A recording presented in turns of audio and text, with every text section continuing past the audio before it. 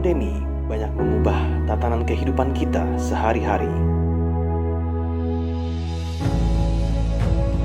Yang awal mulanya fokus kita adalah peran yang kita anggap sebagai peran utama, yaitu tulang punggung keluarga, menjadi bagian dari keluarga yang sebenarnya setara dengan pasangan kita.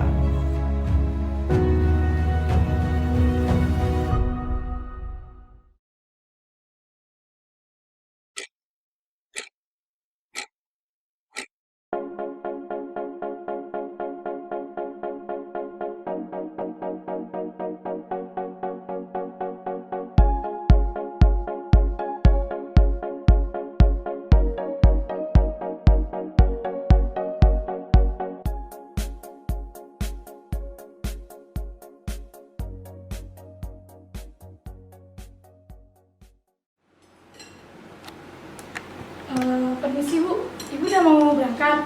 Kalau udah mau berangkat Sarata biar sama saja. Iya, udah mau berangkat nih, Sa. Yuk, Yuk, berangkat sini. ya. Sarata sama Isya. Waduh.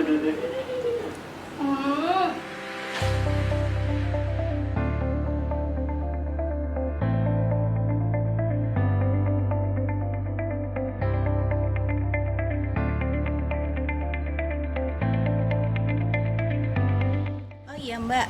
Syareta kan agak demam. Ibu udah siapin obatnya ya di meja makan. Oh iya, siap Bu.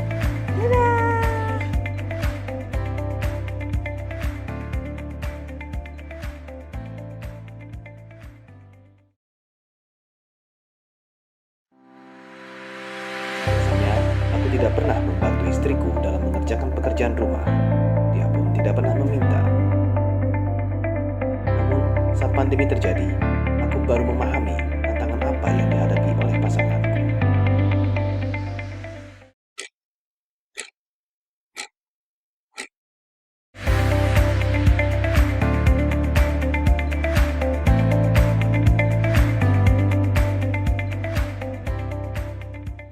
Mah, si Mbak nggak datang ya hari ini ya? Iya, Pak, lagi sakit. Nanti kita gantian yang jagain Leta. Oh ya sudah kalau gitu Papa ajak main Sarleta dulu ya sampai nanti tidur siang dia. Iya, soalnya nanti biar Mama bisa masak buat makan siang. Iya, Papa meeting lagi jam 1 kok. Iya, udah. Ya, oke. Mwah. Dadah. Saat pandemi, di mana banyak keterbatasan untuk mendapatkan bantuan menyelesaikan pekerjaan di rumah, kami harus bekerja sama dalam menyelesaikan pekerjaan di rumah dan pada saat yang sama memberikan dukungan agar masing-masing dapat tetap berkarya di perusahaannya. Bekerja sama karena kami memiliki peran yang sama sebagai orang tua. Bekerja sama karena kami setara. Bekerja sama karena kami ingin mewujudkan tujuan yang sama.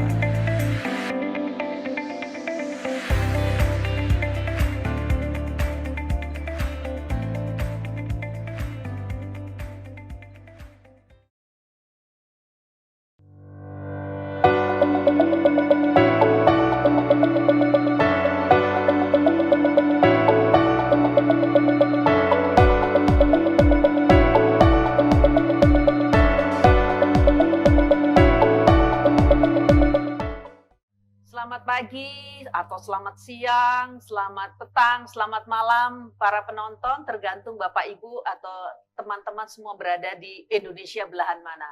Salam sejahtera dan tentunya salam sehat buat kita semuanya. Dan satu lagi yang penting adalah salam Nusantara.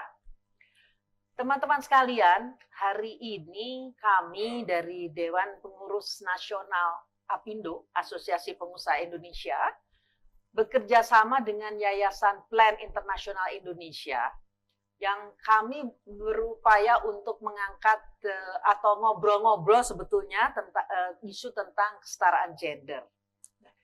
Kalau dengar DPN APindo sudah jelas ya, jelas adalah Asosiasi Pengusaha Indonesia, perusahaan-perusahaan Indonesia. Cuman kalau untuk Yayasan Plan Internasional Indonesia adalah suatu organisasi yang mengedepankan isu-isu tentang perempuan dan anak. Sehingga oleh karena itu kerjasama kami hari ini sangat tepat sekali bahwa kita akan mengangkat isu-isu kesetaraan gender di tempat isu kesetaraan gender secara umum, baik juga di tempat kerja atau juga di rumah tangga. Ya, begitu. Nah, Hadir pada, saya perkenalkan diri dulu, nama saya adalah Mira Hanartani, saya di DPN Apindo menjabat, kok keren banget ya menjabat kayaknya ya, bertanggung jawab atau dikasih tugas untuk mengkoordinasi masalah-masalah tentang aturan-aturan ketenagakerjaan. Itu tugas saya di Apindo. Kemudian pada hari ini sudah tampil beberapa Kemudian pada hari ini juga pada sesi ini ada beberapa teman-teman kita dari berbagai perusahaan juga berbagai komunitas. Mungkin kita akan perkenalkan sekalian ya, karena isunya adalah hari ini adalah kita ingin mengangkat bagaimana kesetaraan gender dan keseimbangan peran domestik serta publik bagi laki-laki dan perempuan dalam lingkup produktivitas yang positif. Sebetulnya isunya adalah karena ini disemangati oleh ketika kita masuk kepada masa pandemi, ya, masa pandemi itu kan banyak sekali perusahaan-perusahaan itu yang harus melakukan bekerja dari rumah bagi pekerja-pekerjanya gitu. Nah, walaupun sekarang alhamdulillah sih pandemi sudah semakin berkurang ya, dan mudah-mudahan tahun betul-betul sudah tidak ada lagi. Nah, pada saat pandemi ini begitu banyak pekerja-pekerja bekerja dari rumah, disitulah kemudian kita melihat bahwa pada umumnya Bapak dan Ibu yang bekerja ini kan kemudian mungkin ada beberapa hal yang memerlukan penyesuaian-penyesuaian di selama bekerja di rumah tangga, juga sekaligus juga melakukan tugasnya yang dibebani tugas dari kantor.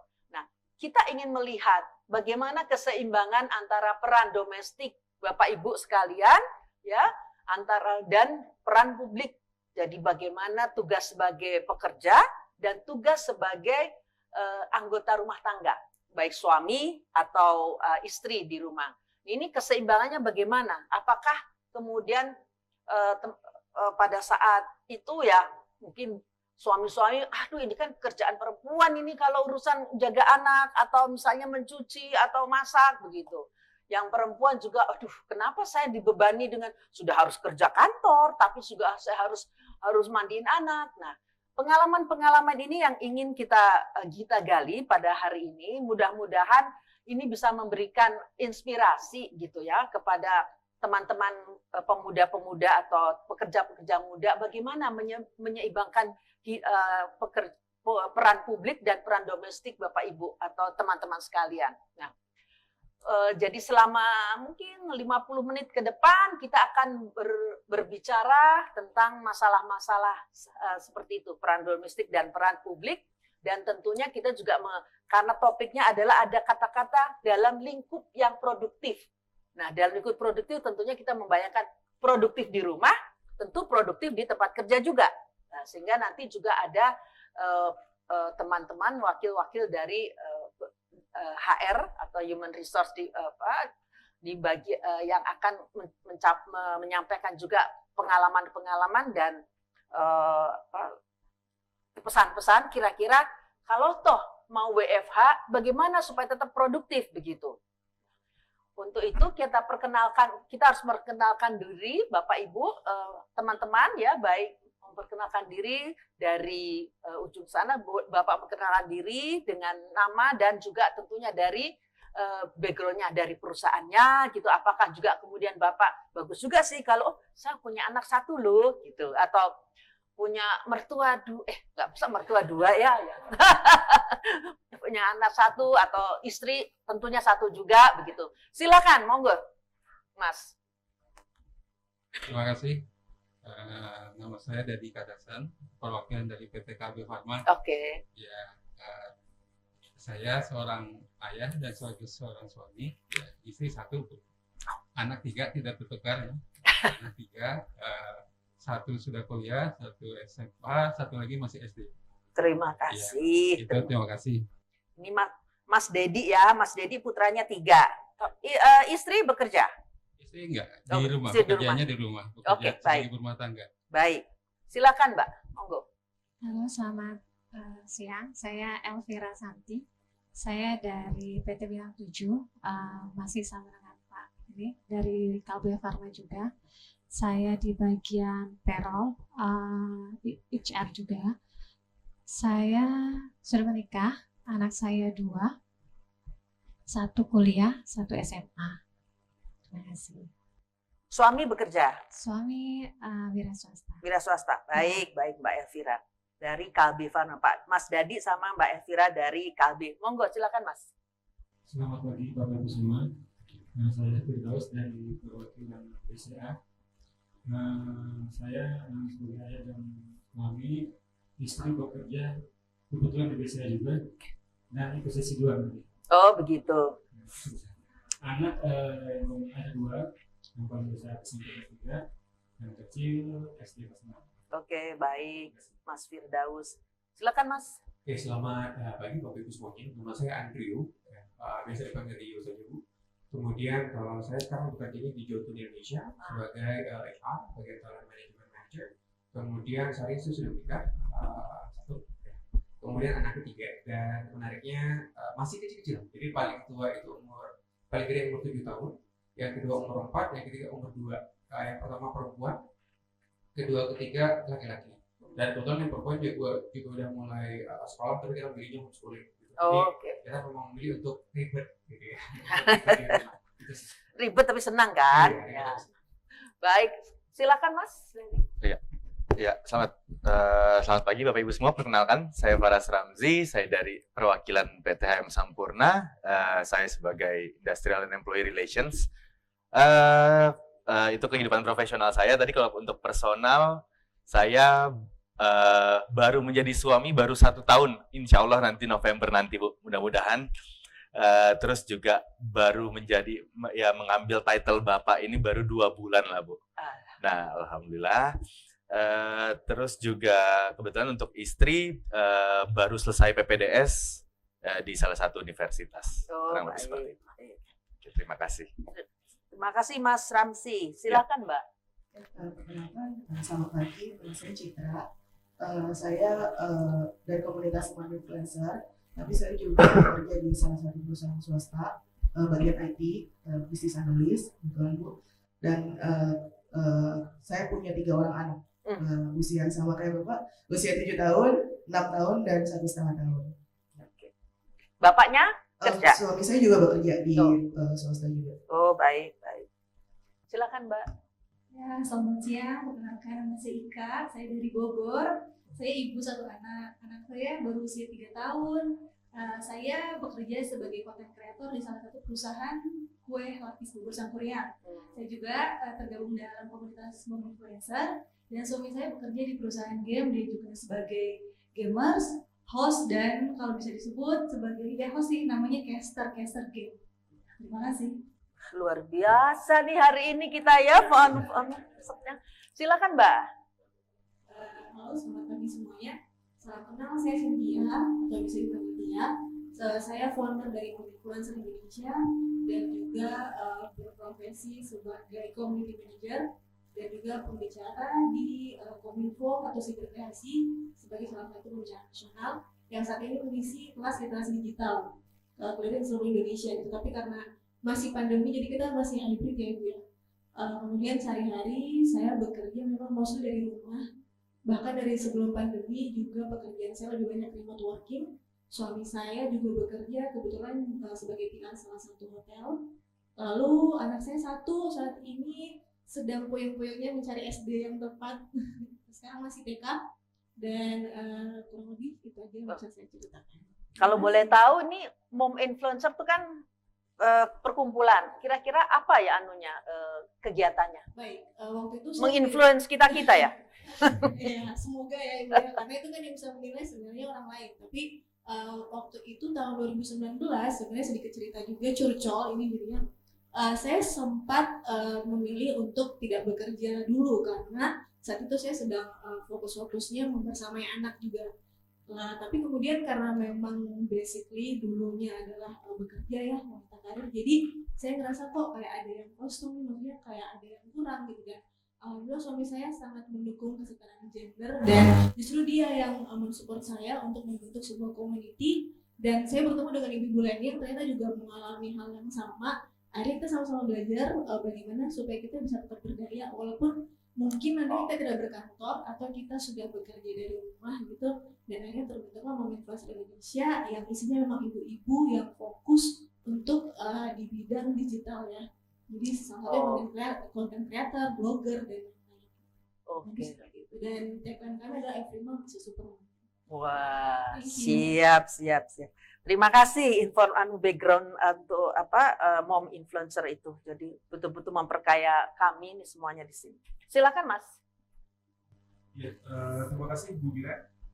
Semangat selalu Bapak Ibu semuanya. Perkenalkan, saya Bernardo dari Astra Group, spesifiknya dari Astra Jetsu Motor. Kebetulan posisi saya di HR di Astra Jetsu Motor, dan saat ini saya sudah memiliki seorang istri dan seorang anak yang baru berusia 8 bulan. Terima kasih Mas Bram.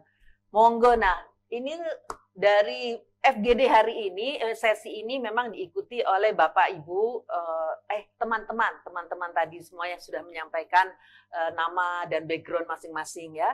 Dan nanti akan teman-teman akan menceritakan beberapa hal ya yang nanti akan kami kulik sedikit dari teman-teman sekalian.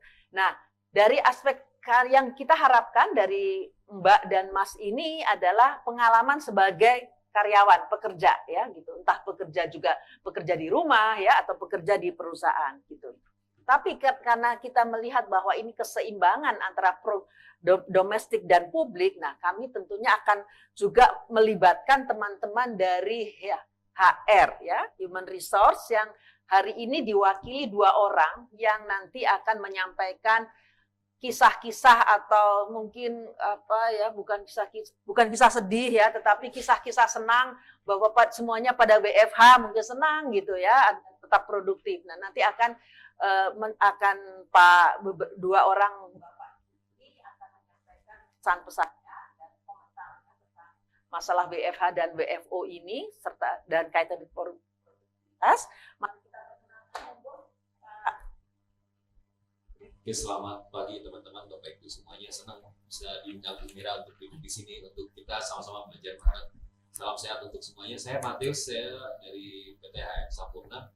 Kebetulan menjabat sebagai Head of Industrial Employee Relations. Kalau kerjaannya itu mengawal kepatuhan perusahaan terhadap aturan undang-undangan. Yang pertama, yang kedua mungkin bagaimana menjaga engagement karyawan untuk mereka tetap bisa bekerja dengan performa yang baik dan juga senang untuk bekerja di perusahaan kami. Nah, itu kemudian sebelum kalau ngomong secara personal, anak saya udah besar semua, jadi udah melewati masa-masa sulit anak-anak itu. Tapi saya paling nggak merasakan sulitnya. Bedanya mungkin sekarang sama Bapak Ibu semua, digitalisasi udah banyak. Dulu zaman saya anak-anak masih bisa diajak main di kebun gitu ya. Kalau sekarang mungkin agak sulit, tapi ini mungkin tetap tantangan yang berbeda dan dunia yang harus kita hadapi bersama gitu. Mungkin sekilas dari saya. Makasih Pak Mati.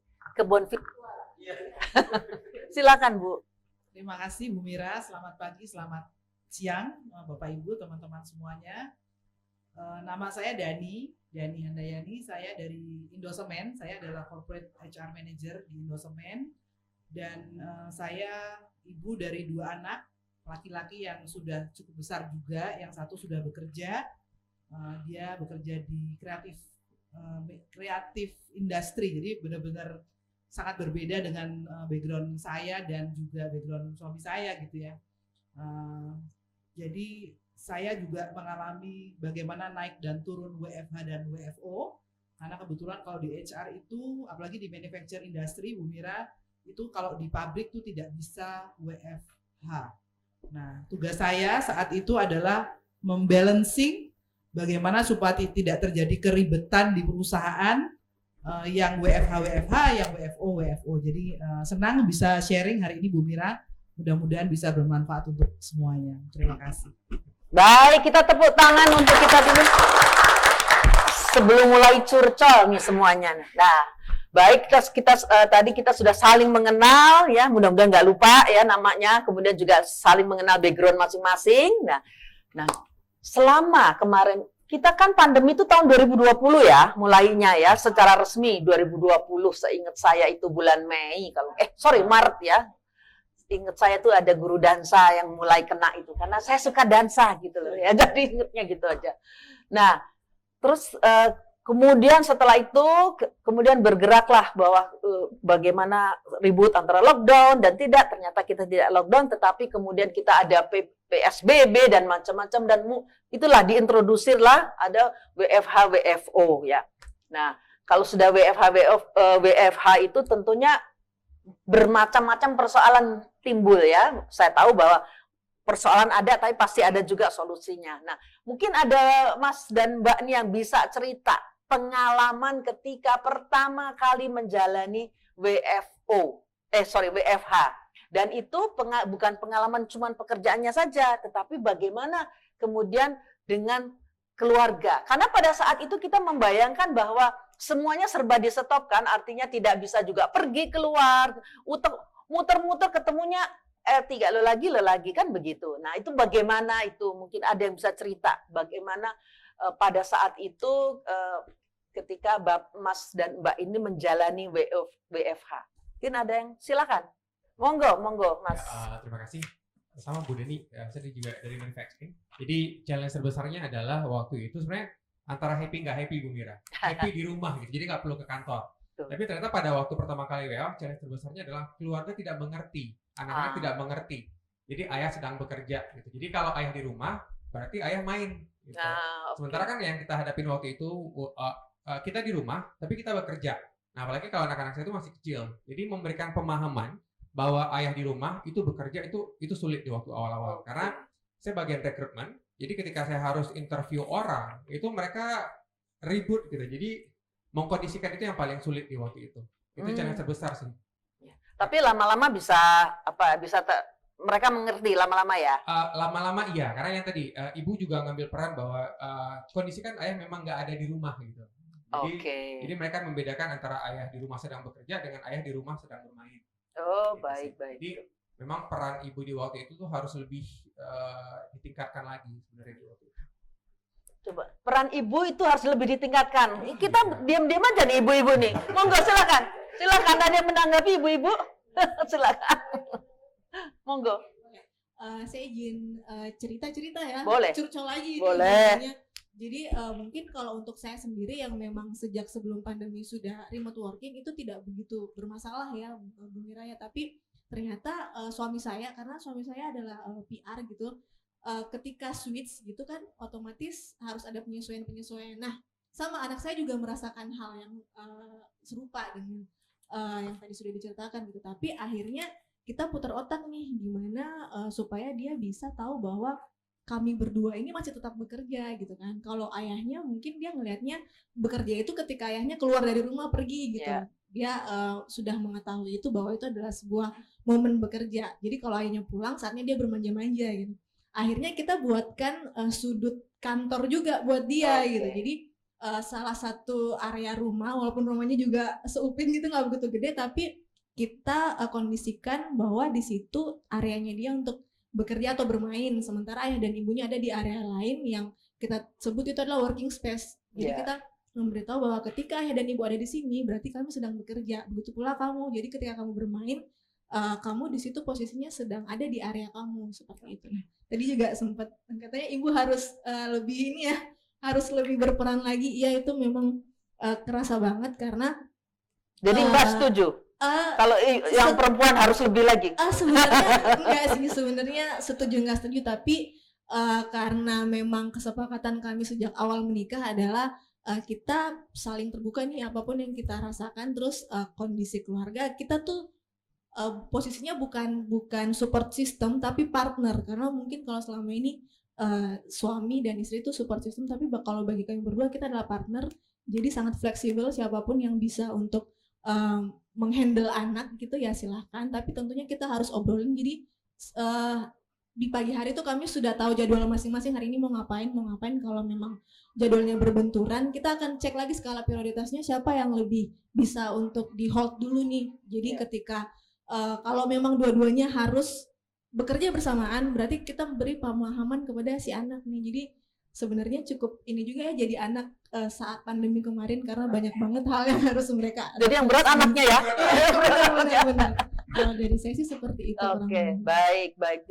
Tapi kalau Mbak kan tidak begitu repot ya, karena sudah lama bekerja dari rumah gitu. Yang repot suaminya ya, karena dia harus menyelesaikan. Iya, justru yang mungkin agak repot dan sebenarnya bukan repot sih, tapi harus lebih beradaptasi lagi ya ke si anaknya, karena anaknya taunya ya ibu ini walaupun saya bekerja tapi kan kerjanya lebih bisa diatur waktunya ya ibu ya. Tapi kalau suami kan memang sudah ada jam kerja tertentu di mana dia harus on cam, dia harus meeting, harus standby. Jadi yang kita beri pemahaman ke si anaknya sih, walaupun saya juga sempat bingung gimana caranya memberitahu ke anak yang bahkan belum lancar berbicara gitu, tapi alhamdulillahnya ketika kita sounding, kita berikan pengertian, ya dia bisa paham tentang area batasan-batasan tadi itu. Oke, baik. Mungkin ada yang mau bercerita tentang yang kita ingin gali juga adalah bagaimana sebetulnya. Biasanya kan kalau kita membayangkan kalau sudah di rumah, peran domestik itu ibu-ibu. Ya, yang perempuan lah yang itu. Sehingga tadi sudah tergambar dari Mas tadi mengatakan, oh mestinya ibu-ibu ini harus lebih berperan nah gitu. Padahal udah pol-polnya Pak, itu yang perempuan udah pol. Nah, sekarang kami ingin tahu gambaran kira-kira menurut Mas dan Mbak boleh nanti menyampaikannya bagaimana sekarang pembagian peran antara domestik dengan publik di rumah gitu. Tadi memang menggambarkan masalah menanamkan ke anak ini susah kok bapaknya lagi kerja kan begitu ya. Tapi persoalannya bukan cuma itu kan pekerjaan di rumah. Bapak kerja di rumah tuh kan karena begitu di rumah kerja langsung sibuknya ada buka paper, buka itu terus kemudian on cam. Tapi kalau yang ibu-ibu ceritanya kan panjang, macam-macam ini kalau itunya. Nah sekarang mungkin ada yang mau sharing bagaimana teman-teman ini membalance gitu, membagi pekerjaan. Jangan cuman bapaknya lagi kerja loh ya gitu, tetapi nggak mau ngurusin juga bagaimana nyariin nyuapin makanan segala macam. Mungkin ada yang mau share, silakan Mbak. Iya, kalau saya sih kebetulan Ibu ya, suami saya itu turut serta nih dalam kegiatan di rumah. Jadi justru kalau misalnya pagi itu yang ke pasar dia, yang masak dia. Oke.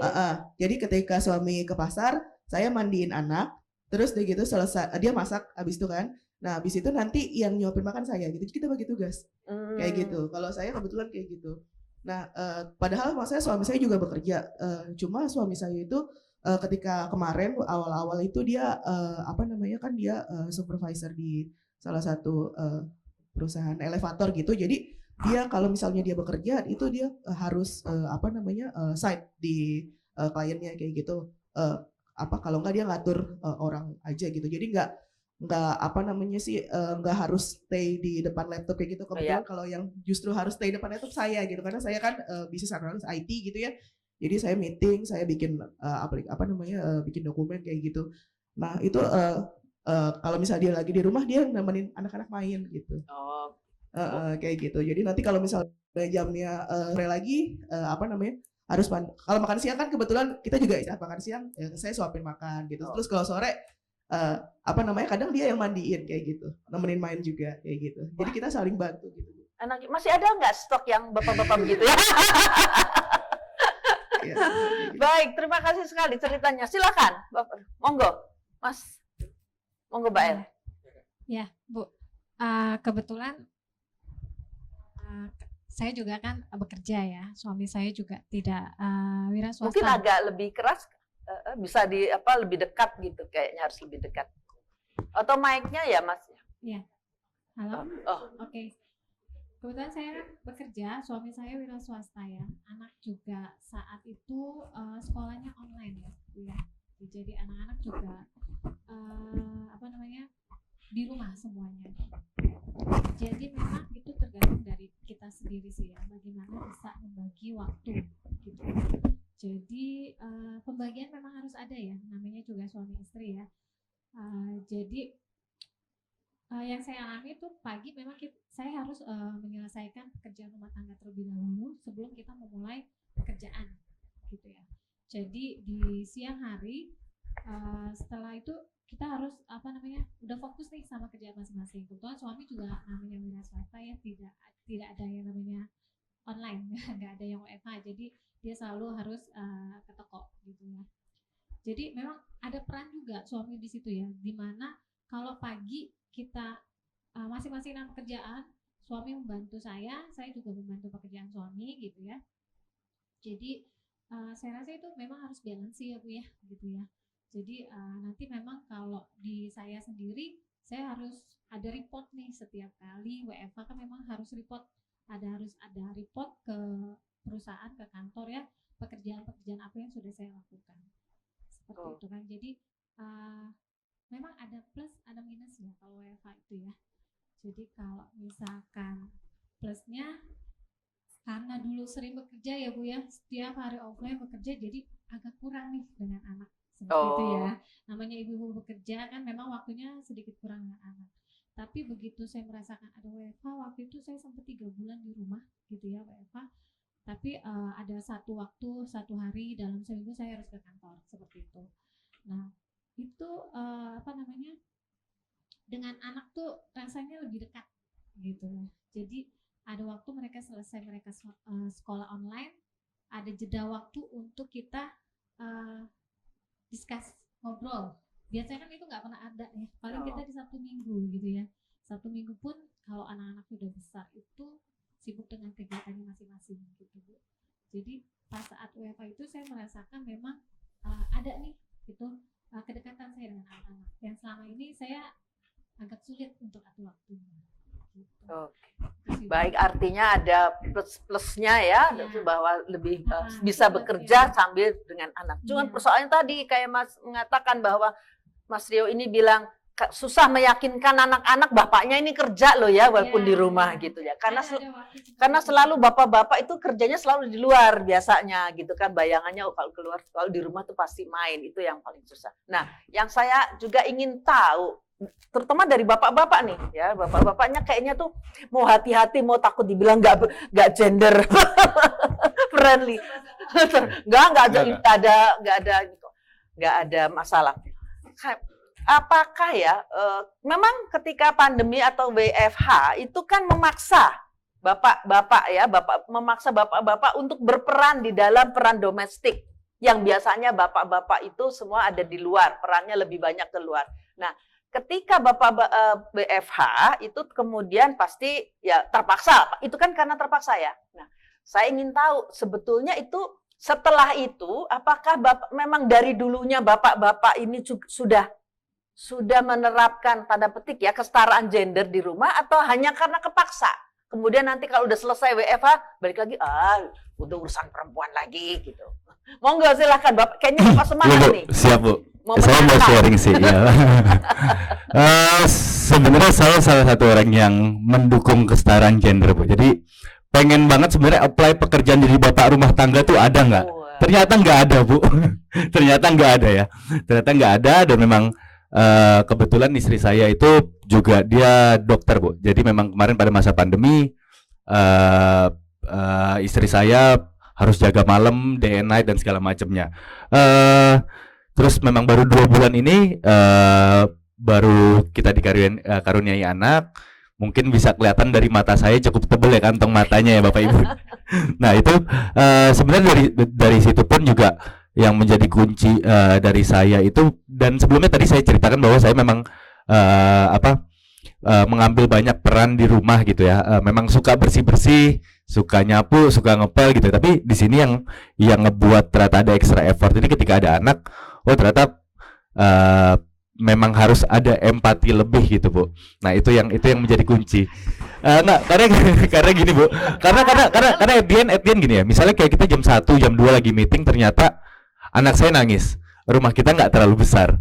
Otomatis noise itu kan masuk ke meeting dan akan ngeganggu segala macam. At the end memang dibilang tertuntut juga tidak, tapi di sisi lain harus ada empati lebih gitu Bu untuk kita bisa taking care anak gitu ya. Terus yang kedua memang kita punya komitmen, dan memang ini proses juga ya, maksudnya komitmen yang nanti kita perlu negosiasi di akhir gitu ya sama istri, yang mungkin juga saya udah bilang saya jam 1 kosong, ternyata jam 1 tiba-tiba ada meeting, ya memang harus ditentukan who does what-nya itu, Bu.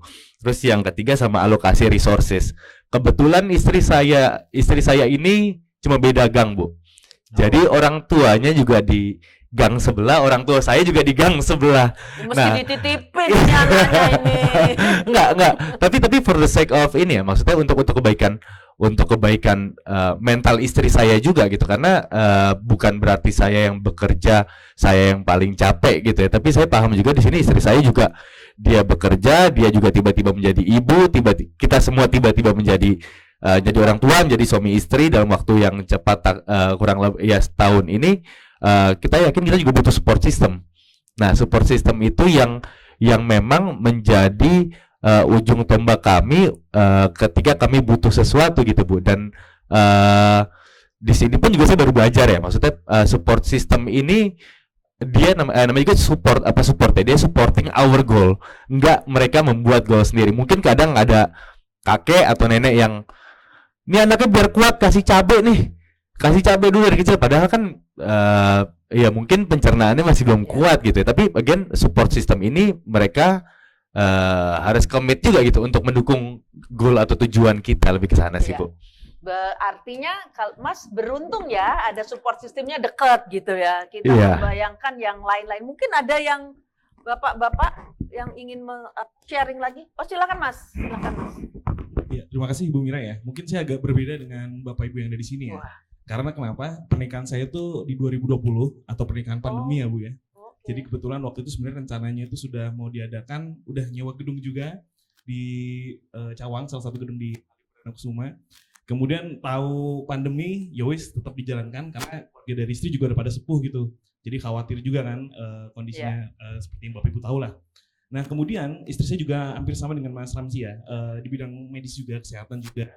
Jadi ketika saya ada WFH, malah istri saya WFO Bu, nggak ada WFH-nya sama sekali. Jadi sempat WFH hanya sebulan, lalu selanjutnya WFO full. Nah problemnya adalah saya harus mencoba membranding nggak hanya ke kantor, kan orang kantor mikirnya, wah pengantin baru nih, di rumah WFH aja nih kayak gitu. Khawatirnya nggak produktif gitu kan. Tapi kenyataannya nggak seperti itu gitu kan. Kenyataannya adalah istri malah masuk, suaminya di rumah. Kemudian juga harus membranding dengan tetangga juga gitu. Karena kalau pagi-pagi, saya bukan pagar buat istri ngeluarin mobil kan, kerja, dan tetangga ngeliat, kok ini suaminya malah di rumah gitu, nggak kemana-mana gitu. Suaminya nggak kerja apa ya. Terus pulang sore-sore, istri pulang dari kantor, saya bukain lagi pagarnya gitu. Terus tetangga juga nanya, loh kok ini suaminya di rumah aja gitu, udah hampir setahun gitu sampai 2020. Ini punya pekerjaan apa enggak sih gitu ya suaminya gitu kan ya. Kesannya kayak bapak rumah tangga padahal di rumah. Itu ya meeting nggak habis-habis gitu, full dari pagi sampai sore. Bahkan kalau WFH itu lebih malam lagi kita meetingnya Bu ya. Dan lebih parahnya saya sampai ditawarin jabatan ketua RT kayak gitu kan. Karena dianggap di rumah dan tidak ngapa-ngapain kayak gitu kan. Wah, ini harus di branding ini dengan tetangga juga, dengan orang kantor juga kayak gitu. Nah, harapannya ketika saya sudah menceritakan ya, salah satunya waktu itu ke Pak RT Bu, salah satu Pak RT yang lama lah gitu ya. Soalnya udah digadang-gadang, Mas ini masih muda, bagus lah jadi ketua RT. Gantiin saya gitu. Gantiin saya kayak gitu. Terus saya bilang, Pak, saya di rumah juga sebenarnya itu adalah bekerja juga kayak gitu. Saling membagi peran juga. Meskipun kelihatannya kayak di rumah itu saya ya nggak ngapa-ngapain gitu kan, bukan pagar, nyiram tanaman kayak gitu. Padahal sebenarnya bekerja kayak gitu. Nah yang paling penting sebenarnya di sini Bu adalah kita harus punya concern dulu Bu ya, kesepakatan dulu dengan istri. Karena ketika kita tahu ya lagi pandemi, khawatiran istrinya sampai rumah aman apa enggak, terbebas dari COVID atau enggak kayak gitu. Nah itu harus kita punya kesepakatan dulu, ada concern dulu, kesadaran bersama kayak gitu. Oh Anda lebih beresiko, saya nggak beresiko, tapi saya lebih khawatir kepada Anda. Jadi kepada istri harus kita dukung vitaminnya, kita ingatkan. Justru malah kita kayak jadi orang tuanya juga gitu. Nutrisinya dia yang cukup dan kesadaran untuk beristirahat yang cukup juga. Nah, itu yang harus disadari oleh laki-laki ibu di sini. Dalam artian ya kita sama-sama bisa saling maju, saling mendukung, saling support ya buat goals bersama dalam rumah tangga seperti itu. Tuh, hebat sekali ya kayaknya kita peserta kita ini semuanya rata-rata paham ya tentang bagaimana pembagian peran di rumah gitu ya. Walaupun saya curiga deh Mas, senyum-senyum itu beneran nggak sih sebetulnya? Iya betul. Udah kelihatan muka saya Bu, pura-pura senyum Bu. Nah, sekarang kalau kita bicara kelihatannya semua merasa, Bapak Ibu merasa sudah menjalankan peran itu dengan baik di rumahnya, walaupun mungkin ada sedikit, ya ada kesulitan-kesulitan sedikit, tapi dengan berjalannya waktu bisa ada kesepakatan bersama gitu. Nah, sekarang kita ingin tahu nih dari Bapak-bapak Ibu manajer HRD ini ini bagaimana sebetulnya ketika WFH itu diberlakukan? Memang tadi salah satunya dari semen kan tidak bisa WFH, memangnya kita mau nyontongin di rumah gitu ya, ngantongin semen. Tapi ada yang WFO, kemudian juga dari Pak Mate di Sampurna itu juga mungkin banyak sekali ya yang WFH. Nah, itu kira-kira kita kan mikir produktivitasnya tuh kayak apa gitu loh ya, ketika teman-teman itu WFO. Dan juga apakah di perusahaan-perusahaan ibu bapak ini tadi yang gede-gede ini adalah bagaimana pandangannya terhadap kesetaraan gender dan penerapannya di kantor. Monggo. Ya, terima kasih Bu Mira. Pertama-tama saya mengomentari dulu mengenai kesetaraan gender ya. Di tempat kami itu sangat percaya bahwa kita diversity, sangat percaya mengenai kebinekaan atau keberagaman lah ya, mungkin tepatnya keberagaman. Entah itu baik dari sisi ras, suku, agama, warna kulit, ataupun dari gender sendiri atau dari seksual gitu. Nah, kenapa percaya seperti itu? Karena dengan adanya keberagaman itu kita malah jadi tambah maju gitu. Kenapa? Karena ternyata yang pola pikirnya itu memperkaya perusahaan dalam mengambil berbagai perspektif dan membuat keputusan gitu. Itu yang sangat kita kencang untuk dikampanyekan gitu ya. Dan itu dituangkan dalam code of conduct kita, ada kode etik, dan itu tertuang juga dalam perjanjian kerja bersama kita, PKB kita gitu. Jadi apabila terjadi pelanggaran mengenai tidak menghargai gender salah satunya misalnya gitu.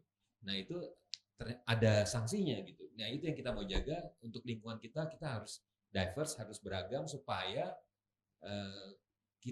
ide-ide kita diperkaya jangan hanya dari satu perspektif aja. Itu mungkin yang pertama terkait kesetaraan gender. Kalau secara realnya, sebagai contoh gini, kalau global itu punya target di kantor kami Philip Morris misalnya adalah 40% posisi leaders di perusahaan kami itu adalah wanita. Nah, sekarang mungkin belum, karena sulit kita ngomong dunia. Kalau di Indonesia sendiri target kami sekitar 27,5%. Di Indonesia itu lebih sulit lagi, terutama pekerjaan-pekerjaan yang di pabrik atau di sales. Itu kan nggak mudah. Sales, apalagi ntar anaknya perempuan mau ngelamar jadi sales. Bapak ibunya udah, aduh jangan jadi sales. Bayangannya sales udah ke pasar-pasar dan sebagainya, nanti digodain dan sebagainya. Tapi paling tidak 27,5% tahun ini target kami. 2017 kami hanya sekitar 21% 2017. Sampai saat ini kami sudah bisa mentargetkan 27. Berarti ada peningkatan yang signifikan bahwa perempuan itu harus bisa duduk dalam level manajerial.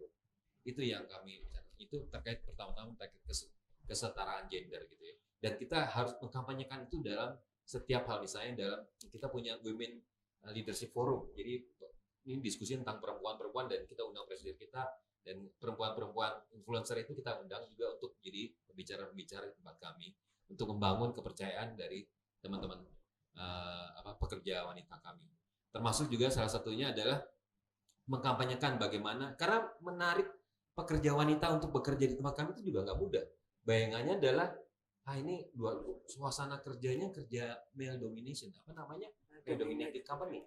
Nah, jadi dikuasai oleh para pekerja pria, apalagi Pak Mbak misalnya di Indosemen. Saya yakin banyak kan pekerjanya adalah laki-laki gitu.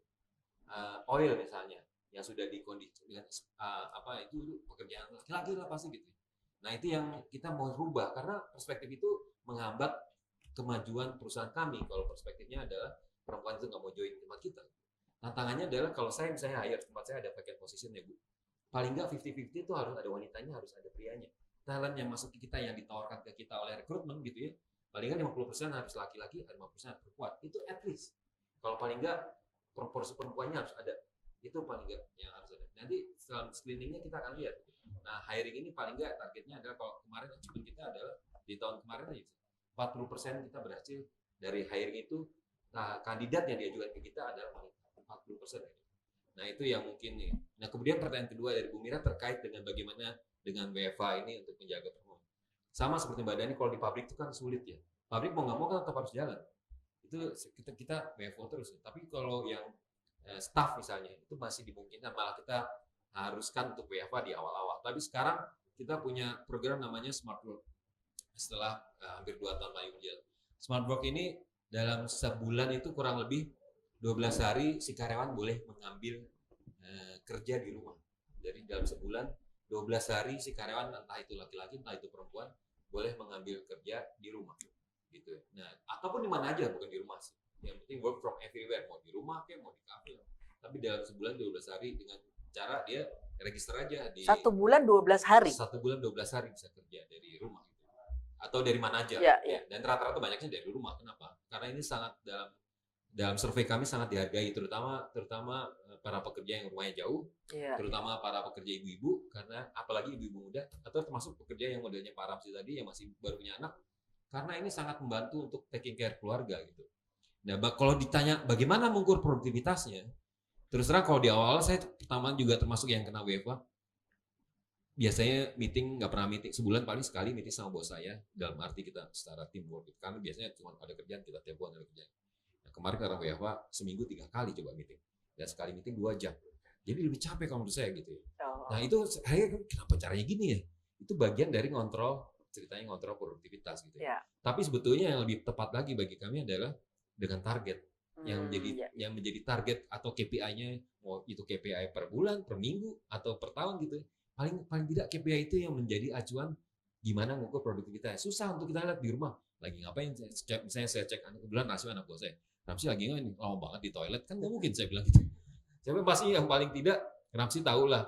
Nah, nanti bulan ini atau minggu ini tugas dia ngapain aja. Nah kita saling update dalam weekly catch up.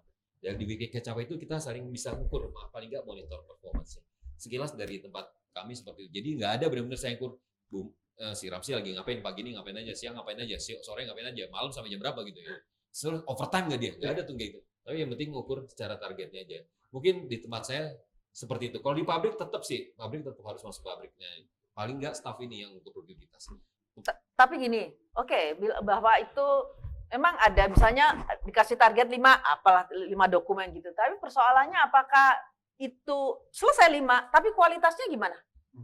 Nah itu dia. Jadi kualitas ini sebetulnya yang kan kita akhirnya terlihat sendiri ya. Misalnya kita bahas misalnya strategi kita udah, let's say misalnya bikin strategi untuk strategi seperti apa yang saya harapkan dari Ramsi untuk produce atau generate itu kan terlihat dari report yang dia kasih ke saya, di proposal yang dia kasih saya. Nah itu diskusi saya sama dia, kalau misalnya selesai meeting, bisa jadi another 1 hour sendiri, 1 jam sendiri untuk diskusi mengenai kualitasnya, pokoknya kayak gini Ramsi, detailnya kayak gini. Gitu. Bagaimana coba meng-engage karyawan yang sedang di rumah dalam acara ulang tahun perusahaan kami gitu. Tujuannya adalah meng-engage, tapi karyawannya pada di rumah semua. Gimana cara engage ya? Ayo pikirlah gimana caranya. Nah ini kreativitasnya. Nah, saya tugasin Ramsi lo pikirin gimana caranya, ntar kita diskusi. Nah, tapi itu kualitas yang saya harapkan adalah selalu ada diskusi untuk saya maunya kayak gini, saya maunya kayak gini, saya maunya kayak gini gitu. Nah, ini yang terus terang dalam output gitu ya. Nah, termasuk saya teman saya di sales, kalau ketika di komersial juga gitu. Kan aku udah jualan nih, biasa jualan ke warung-warung. Terus sekarang jualannya nggak bisa ke warung-warung. Jualannya pakai HP. Teleponin satu-satu. Iya kalau warungnya mana angkat, kalau nggak angkat. Ya biasanya dia keliling-keliling sekarang pakai HP. Efektivitasnya, produktivitas seperti kayak Bu Mira. Kita ngukurnya gimana ya? Kadang supervisornya sekali-sekali random check. Karena cek, tadi di telepon belum sama orang Sampurna? Belum Pak. Wah, berarti bohong. Tadi dibilang udah telepon katanya. Nah kayak gitu yang kadang random check kita selalu. Kadang supervisornya yang ngecek bukan supervisor dia. Supervisor yang di bagian lain yang ngecek orangnya. Saya saling checking. Nah itu salah satu kontrol untuk yang teman-teman yang mungkin di level yang emang harus ada kontrol yang lebih tepat. Kalau staff mungkin beda-beda. Tapi karakter dari kerjanya kita kudu lihat. Kurang lebih seperti demikian sih. Mungkin Mbak Dani punya cerita. Monggo Bu Dani. Yang industrinya. Terima kasih. Industri. Jadi mungkin saya akan bercerita agak mix ya Bu ya. Saya sebagai HR manager dan saya sebagai ibu yang bekerja dari rumah yang selama ini saya di Innospan sudah 29 tahun. Dan baru kali ini kita mengalami yang namanya WFO yang dimana sebelum-sebelumnya itu tidak pernah terpikir bahwa membahas flexi hour saja proposal kita HR susah sekali di approve gitu ya, karena nature-nya adalah industri manufacture yang sangat pabrik lah bahasanya gitu. Jadi mungkin saya bicara soal gender dulu, Bapak dan Ibu teman-teman. Jadi di Indosemen itu memang semen industry in general global itu wanita hanya 5% maksimal gitu. Kita sering ditanya gitu, apa memang nggak pernah mau terima wanita? Bukan nggak pernah mau, tapi dari yang apply pun itu, kita kan kalau rekrutmen itu menjelaskan dulu gitu ya, seperti ini suasana kerjanya, pabrik besar, 3 shift, operasi 24 jam, Sabtu Minggu gitu ya. Nah jadi kita juga udah berusaha gitu untuk sekarang nih yang muda-muda Bu, saya sudah mulai mempromot, ayo dong di plan gitu. Jadi di luar negeri itu ada yang namanya kiln manager. Kiln manager yang menjadi manajer kiln pabrik dapurnya semen gitu ya. Nah sekarang saya mulai encourage dan sudah ada beberapa anak-anak muda yang sudah mulailah mau berkarir di situ gitu ya. Dan untuk itu jika rekrutmen seperti Pak Mate sampaikan, jadi sekarang mengisi wanita itu di supporting. Sebanyak-banyaknya kita ambil untuk supporting. Jadi misalnya environmental engineering misalnya, kemudian industrial engineers gitu ya. Itu sebanyak-banyaknya dari yang wanita kita utamakan isi yang wanita supaya secara total company itu prosentasinya menjadi tidak terlalu kecil gitu. Karena kalau di pabrik memang susah gitu karena industrinya itu sendiri tidak friendly gitu ya, karena membayangkan kalau dia harus inspeksi malam hari gitu dengan mesin-mesin yang sangat besar dengan lokasi yang sangat luas gitu ya. Jadi mungkin nggak safe juga gitu. Tapi mengenai kesetaraan gender kita ada di PKB kita, kemudian ada di staff code, kemudian kita punya kode etik juga. Jadi Indosemen itu dimiliki 51% oleh Jerman kan. Jadi mereka juga selalu mengaudit gitu ya bagaimana tentang human rights, tentang kesetaraan gender itu diperhatikan. Saya sendiri di HR itu menangani semuanya lah dari A ke Z gitu ya, dari industrial relation, kemudian harus dealing dengan serikat pekerja gitu. Jadi memang tugasnya kompleks. Nah saya mau cerita soal ini Bu, bagaimana menghadapi waktu pertama kali pandemik. Saya ingat sekali karena itu ulang tahun saya, hari pertama di mana saya harus WFH. Kebetulan anak saya yang satu sudah nggak di rumah, tapi yang satu masih. Kemudian kalau nggak salah saya duluan dibanding dengan suami saya untuk WFH. Nah tantangan dari HR ya Bapak dan Ibu teman-teman itu ada banyak sekali yang saya hadapi. Yang pertama adalah dari segi saya harus tetap produktif.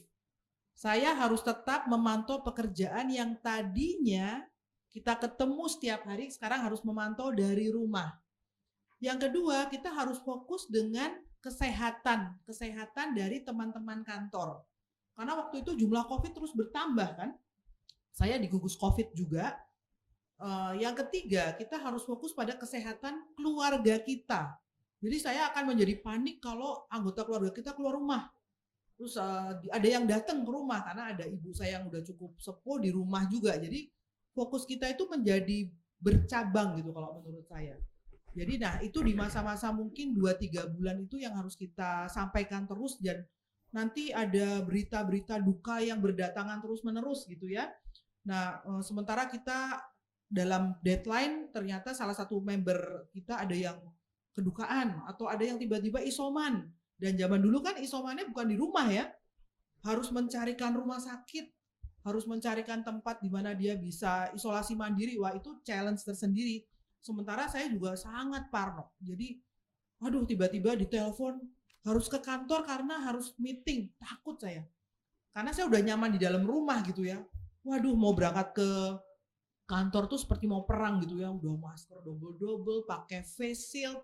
Wah pokoknya mobil saya tuh sempat saya kasih itu tuh. Yang pembatas ya. Ternyata supir saya kena juga gitu kan. Waduh habis dia kena ya udah saya lepas lah gitu ya. Nah jadi sebagai HR tuh tantangannya besar Bu. Kalau untuk produktivitas di Indosemen kita punya aplikasi yang namanya iWork.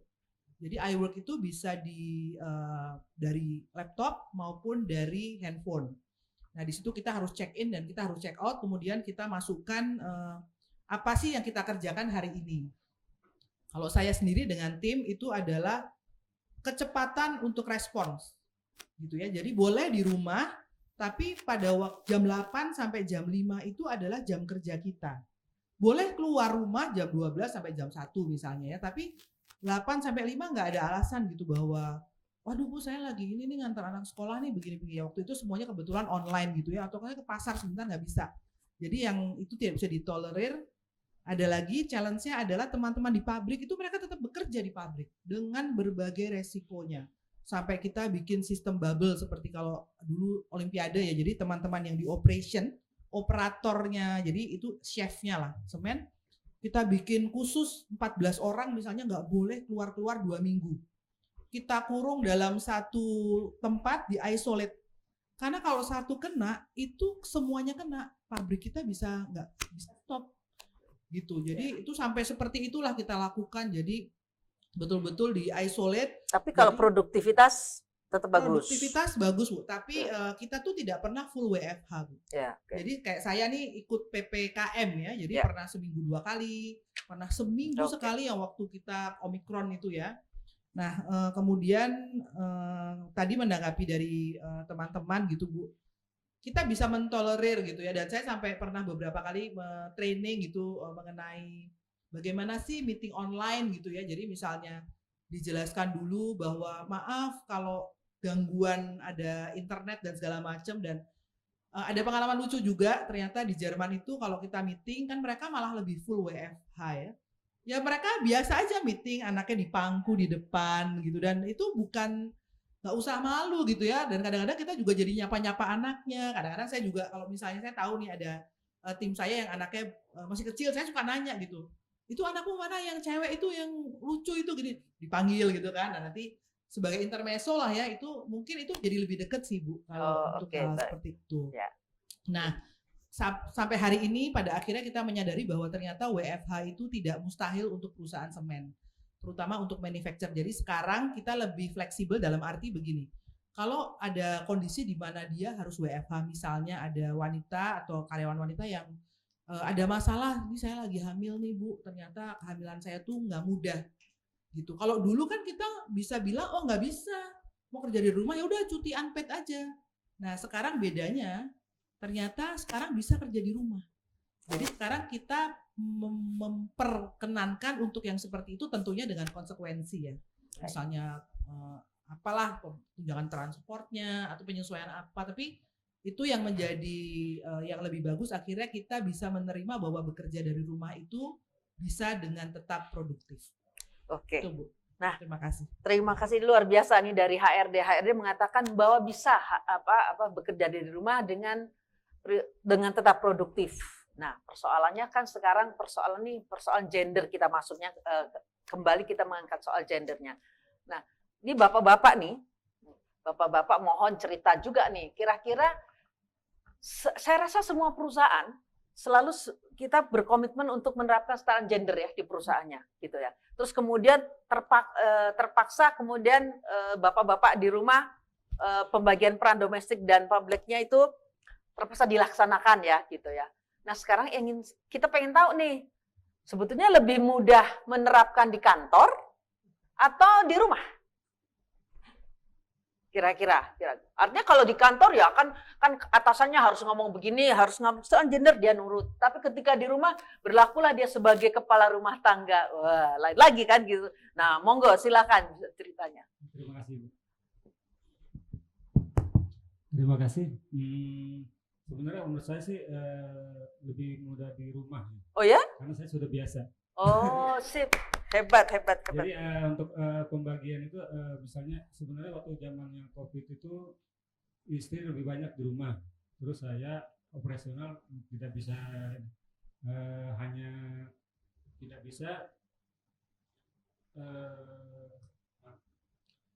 jadi tidak boleh itu kerja di kantor terus. Iya, harus WFH. Terus. Jadi kalaupun saya WFA itu semacam pengurangan jam kerja, pengurangan hari kerja. Jadi ada yang waktu itu 25%, 50%, 75% itu WFO. Kalau misalnya di di rumah, jadi kita bagi tugas. Jadi memang lebih mudah ya, karena udah terbiasa sih ya, Sudah udah terbiasa. terbiasa. Kalau di kantor kesulitan mengikuti prinsip kesetaraan gendernya apa? Kalau di kantor, kan tadi bilang lebih mudah di rumah. Kalau di kantor kesulitannya apa? Apa ngelihat teman perempuan apa menjadi pesaing apa gimana gitu? Enggak. Karena orang lain mungkin, Bu. Kalau di keluarga jadi kita saling mengerti. Betul. Iya. Oh, jadi kalau di kantor karena tidak ada kaitan emosional, nggak ada hubungan apa, jadi cuma ngikutin aturan kantor saja ya. Tetapi secara hati atau secara prinsip kayaknya tetap aja yang perempuan baiknya begitu-begitu aja gitu ya.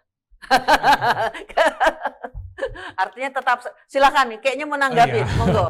Kasih Bu, tadi yang saya bilang di awal, it is very challenging di awalnya, tapi sekarang udah semakin baik karena tadi dibilang oleh Ibu, inspirator banget memang sebagai partner, gitu ya. Kita memainkan peran saling mendukung sebagai partner di situ. Dan saya kebetulan di kantor itu tim saya perempuan, jadi saya manajer bahwa tim saya itu perempuan sebagai recruiter.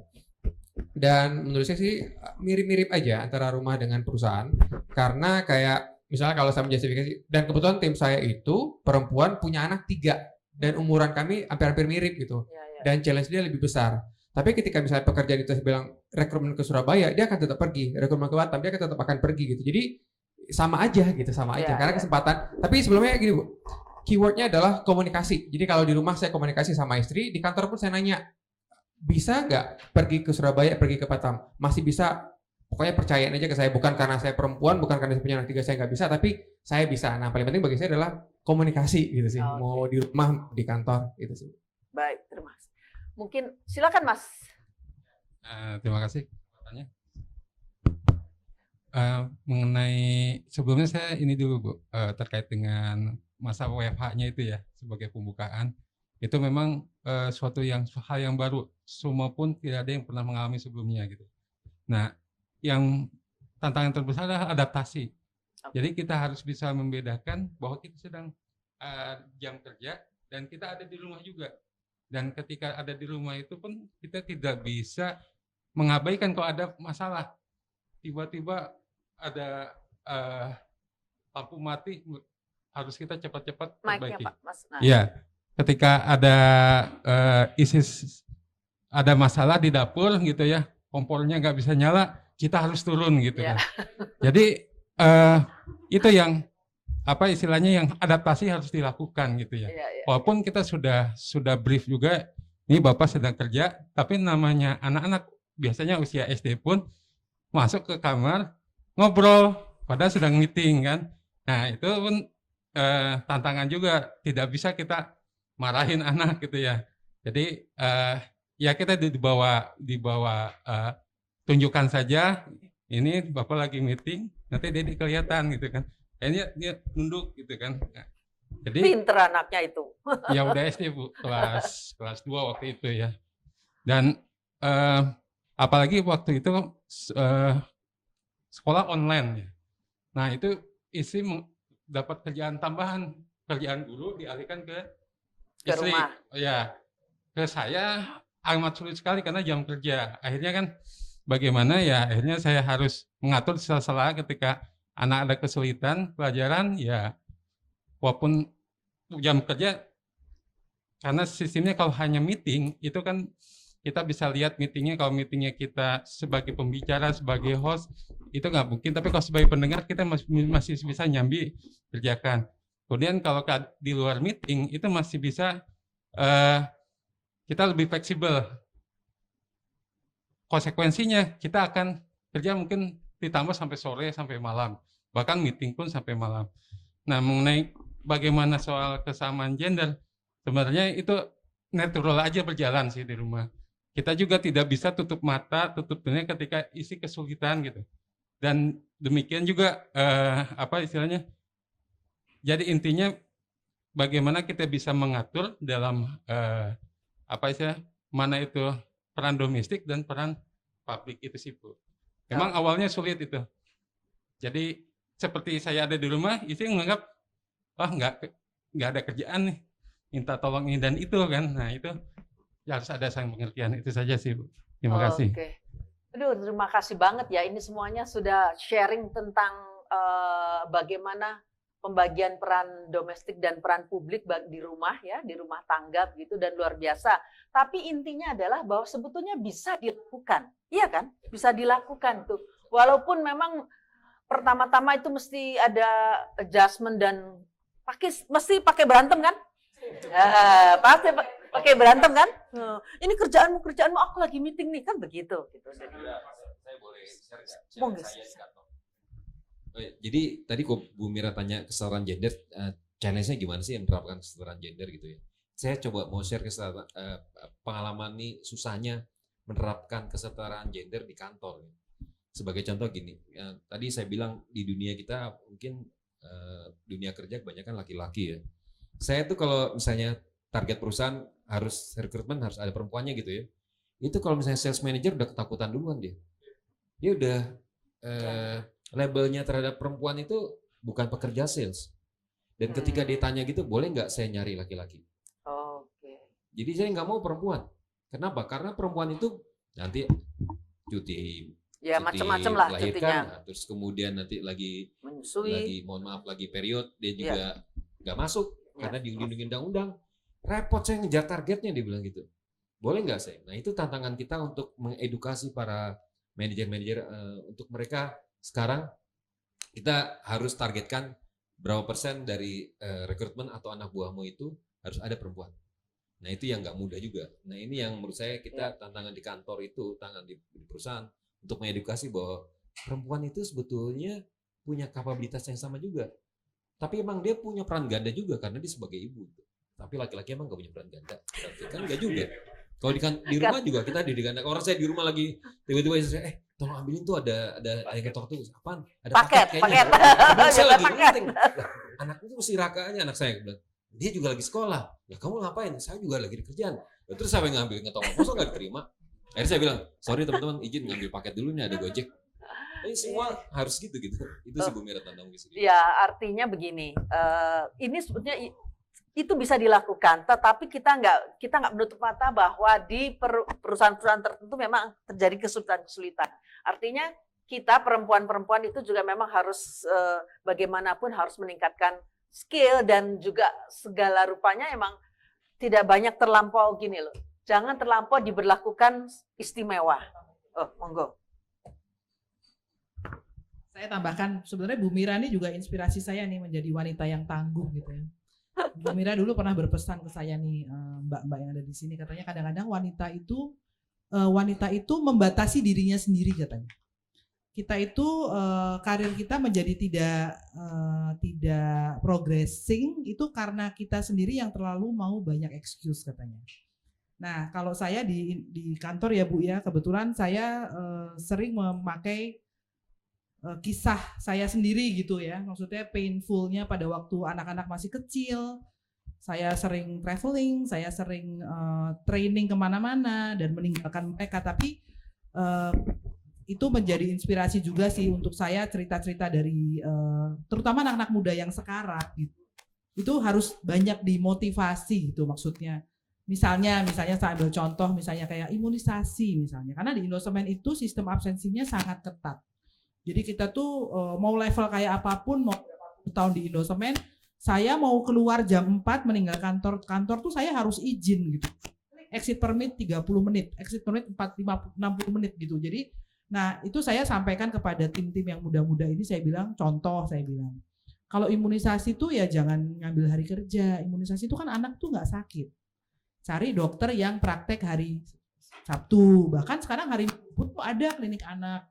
Contoh-contohnya seperti itu. Kemudian nggak usah panik. Kalau saya dulu saya bilang kalau anak saya panas bawa ke dokter, kalau dia sudah dikasih obat, dokternya bilang nggak apa-apa, ya udah kita nggak usah panik gitu, nggak usah nunggu sampai 2-3 hari 4 hari nggak kerja karena anaknya hangat misalnya. Tapi kita tuh bisa mengukur sendiri emergensi di rumah gitu Bu Mira.